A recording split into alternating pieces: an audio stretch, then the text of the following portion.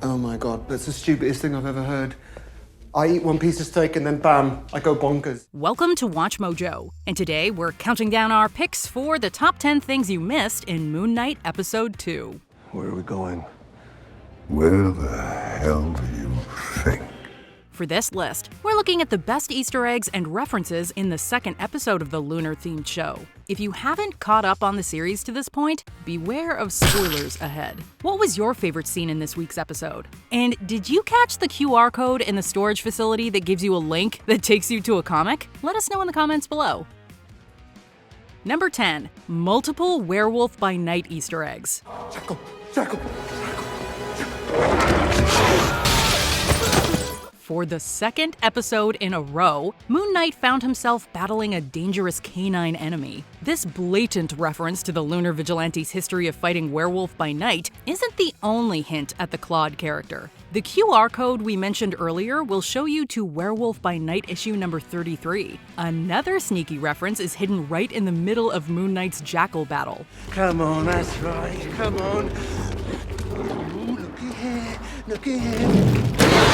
Look like a butterfly, sting like a bee. If you look closely at the top of the bus Steven's thrown into, you'll see WBN0032. The acronym likely stands for Werewolf by Night number 32, where Moon Knight first appeared. At the rate these Easter eggs are leaping out at us, we'll actually meet the not-so-bad Marvel Wolf in full by the time we reach episode 6. Jack Russell, aka Werewolf by Night. Don't worry, kid, I'm a vegetarian. Number 9. A cheeky Hound of Baskervilles reference. While Moon Knight's Jackal battle was epic, most bystanders hilariously couldn't see what he was fighting. Do you reckon he's having a seizure? Nah, look at him. He's just a fancy drunk. This sight gag was cleverly hinted at much earlier in the episode. When Steven tries to show the Jackal to his co-worker using security footage, the creature can't be seen on video. This prompts the skeptical security guard to give us great foreshadowing. Mate! Larry in maintenance is gonna absolutely shoot you. I swear to God, there was a dog chasing me like a hound. Oh yeah, Hound of the Baskervilles was it? The Baskervilles story he mentioned is a classic Sherlock Holmes tale that centers on a supposed demonic hound attacking people. In the end, the skeptical detective discovers that the beast is a regular canine. Having Moon Knight fight an actual supernatural dog creature while everyone thinks it's a hoax is a hilarious way to pay homage to the Holmes story. Fear and stimulus, that's how it works.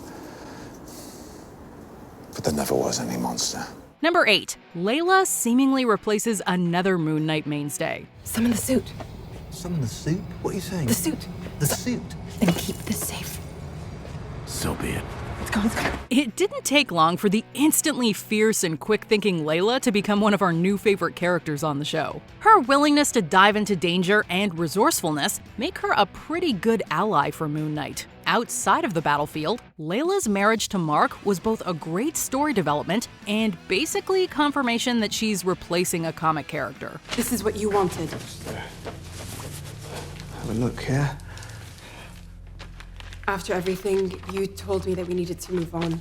Traditionally, a woman named Marlene has been romantically involved with Moon Knight and assists the hero in his quests for justice. It's unclear if she'll appear in live action because Layla plays such a similar role in the story. We definitely wouldn't mind if the series took a major departure from the comics and gave us more Layla scenes. It's all right. It's all right, okay. I'll just find another way. Number 7. Marc's storage container number might reference multiple heroes. Steven's quest to make sense of the wild events in his life takes him to a storage unit with an interesting number. Of course, I know you. Number 43, right? I never forget a face. The 43rd issue of Moon Knight's first volume saw him battle evil doppelgangers of Marvel heroes. During his intense struggle, he dealt with a sinister version of Black Knight and a terrifying version of Daredevil. We already know that the man without fear exists in the MCU. How did you just do that? I'm a really good lawyer. And a post-credit scene of Eternals set up Kit Harington to become the universe's Black Knight. Admittedly, saying Moon Knight will fight those two heroes based on a storage container number alone is a bit of a stretch. But it would be awesome foreshadowing if the number 43 truly were hinting at future MCU duels. I know you're scared. A bit, yeah. I know you're confused. You weren't supposed to see any of this. Number 6. The poetry moment had hidden depths. Before being pursued by villains, Layla and Steven recite a Marceline Desbordes-Valmore poem together. If you're unfamiliar with her work or don't understand French, you might have missed the poem's deeper meanings. When translated to English, the poem is called Parted. This could be a melancholy reference to Layla and Marc's divorce. Divorce? Yeah, are we doing this or not? I would never divorce you. More specifically, the section they recited translates to "Do not write. I am sad and would like to fade away. The fine summers without you are nights without light." Part of the poem could reference how Marc and Steven take turns fading into the background. From Layla's perspective, it could allude to how dark nights seem when Moon Knight isn't around. While your interpretation may vary, there's no denying this poem has deeper meaning. Are we married? Look, I'm pretty sure we lost whoever was chasing you. Just drop the act. Number 5. Harrow hints at a wild Moon Knight story. When the villainous Harrow mentioned he worked for Khonshu, he refers to himself by a specific title. Before you, I was the Fist of Vengeance.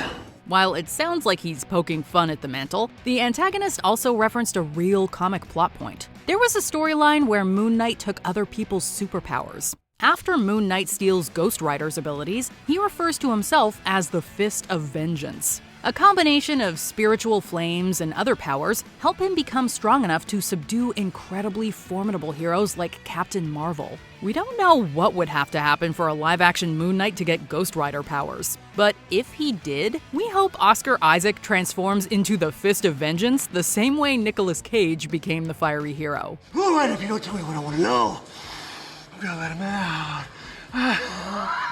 Number 4. Moon Knight's place in the MCU timeline. You're in danger, and I can save us. Just like I did last night.